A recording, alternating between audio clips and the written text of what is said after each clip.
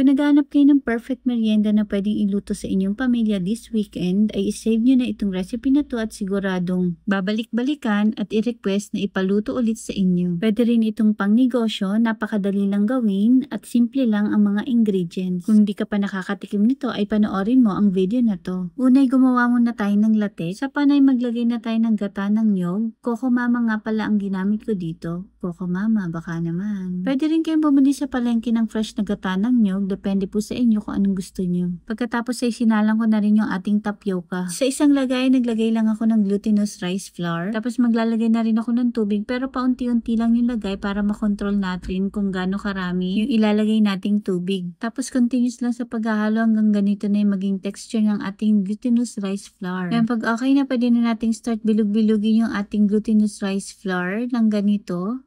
Para lang tayong gumagawa ng palitaw. Yes, tama yung shape niya, parang palitaw. Pero mas maliliit nga lang. Shoutout po kay San Laristan from San Jose del Monte, Bulacan. Cherry Calzado from Urbis, Tondo.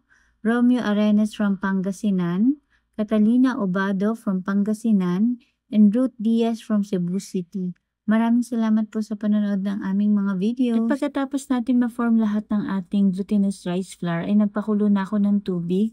Saka ko isa-isang inilagay yung ating glutinous rice flour. At kapag lumutang na yung ating glutinous rice flour, ang ibig sabihin ay luto na ito. Pwede na natin itong hanguin, then set aside. Sa pan, maglagay na tayo ng ating gata ng niyog. Coco Mama pa rin ang ginamit ko rito, then nag-add lang ako ng sugar. Kayo na pong bahala kung gaano katamis yung gusto nyo, pero ako sakto lang yung gusto kong tamis para hindi nakakasuya. Haluin lang natin ng mabuti hanggang matunaw yung ating asukal, at kapag okay na, pwede na natin ilagay isa-isa yung ating glutinous rice flour na niluto natin kanina. At para mas lalo sumarap yung ating niluluto ay nilagyan ko rin ito ng langka. Iba rin talaga yung lasa at aroma na nabibigay ng langka sa pagkain. At ayan, para makumpleto yung ating nilulutong napakasarap na merienda ay nilagyan ko na ito ng latik na niluto natin kanina. Grabe, amoy pa lang, ang sarap-sarap na. Paano pa kaya pag natikman pa nila ito? Yan, simmer lang natin ng mga 2 minutes. Naglagay din nga pala ako ng vanilla essence. Pagkatapos ay nilagay ko na rin yung ating nilutong tapioca kanina. Pero pwede na rin kayong bumili ng luto na. Depende po sa inyo kung anong gusto nyo. Meron na rin po yan sa palengke. Yan, continuous lang sa paghahalo hanggang maghiwa-hiwalay na yung ating nilutong tapioca kanina. At ayan, luto na yung ating napakasarap na merienda na pwede nyong ihanda this weekend.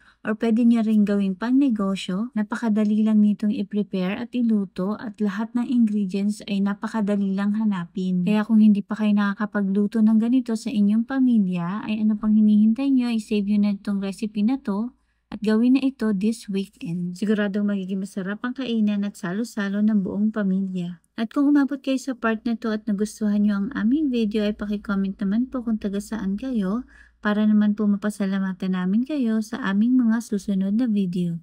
Yun lamang po. Maraming salamat. Enjoy! Ay naku, ang sarap. Yung latik, yung langka, yung tamis, sakto lang. Perfect.